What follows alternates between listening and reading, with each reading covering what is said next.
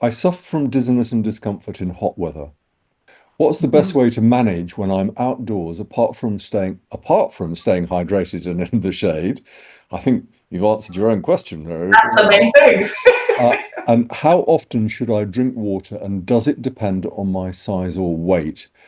Um, there's a jokey question in there saying, how big is a water bottle, isn't there, really? Hmm. But there's a lot of issues about hydration, and there's a lot of health-related issues and others which I will bring up about hydration in older age. But as we've just been talking about vitamin supplements, I'm going to throw in that water bottles is an industry as well, that we've been sold bottled water with the plastic bottles as well. And excuse me, is this really, really necessary?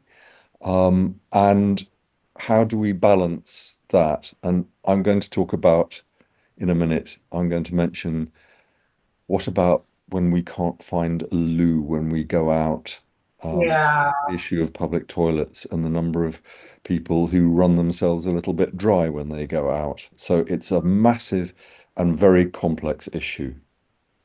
Yes, my mother's answer to everything was scrub your skin well and drink water. That was her answer to every ail. So drinking water, if you have dehydration is so common. And I think for lots of different reasons, people don't like using the toilet outside their homes. They may not be a toilet outside their homes. People have overactive bladder or weaker bladders, especially with older age. So you don't want to be running to the loo every minute. So it can be difficult. There's medication that can cause you to run to the loo.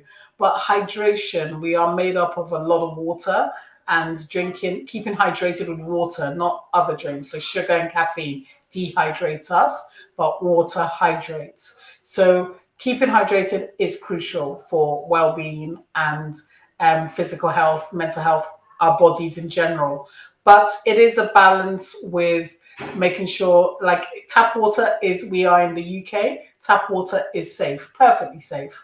And some people use Brita filters and get other complex things going. But we are really blessed to be in a country where the tap water is safe. So bottled water is convenient. It's a massive industry. I am definitely a victim of carrying around a bottle of water and using that to then track how much water you're drinking.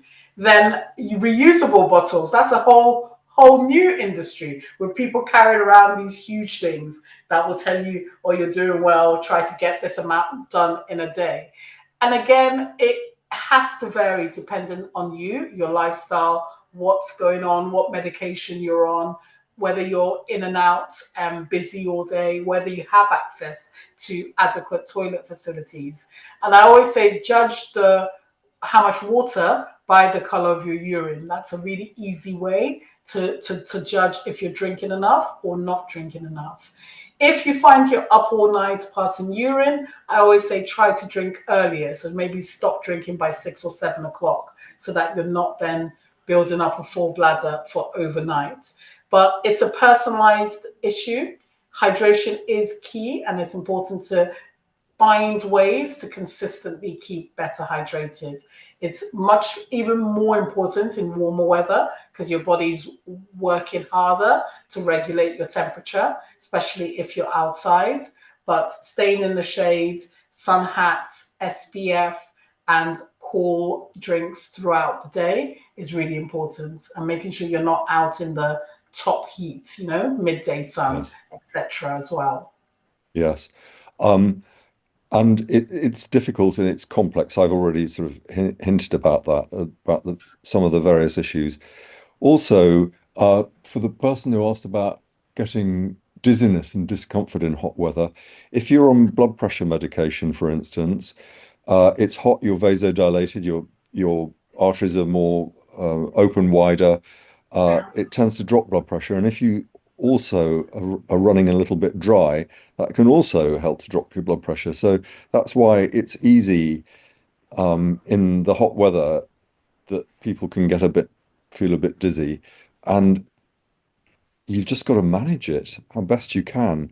I was put on a new medication a few weeks ago, And I found that when I was gardening, I was bending down and standing up a lot, which wasn't brilliant for my back. But I suddenly started feeling quite lightheaded. And I came home and checked my blood pressure. And when I stood up, the blood pressure was dropping right down because I was Yes. on this new medication. So I had to go back to the doc and say, sorry, this won't do. So all sorts of things can make life difficult for you. That's a really good point. We are actually supposed to ideally be checking if someone is dizzy or feeling a bit unwell, whether they're on medication or not. It's an ideal thing to check blood pressure lying or sitting and also standing, because that standing blood pressure can, it's what we call postural hypertension. So hypo, low blood pressure with posture, standing up. So it's a lot more common in older age group, can be related to medication, like Tony said, but can happen even without medication. So it's something to do. You know, a lot of us have blood pressure machines at home now. So doing a sitting and a standing blood pressure measurement can help to identify if that may be the cause of any dizziness or discomfort. And it can be worse in warmer weather because those vessels open up and can cause a drop in our blood pressures.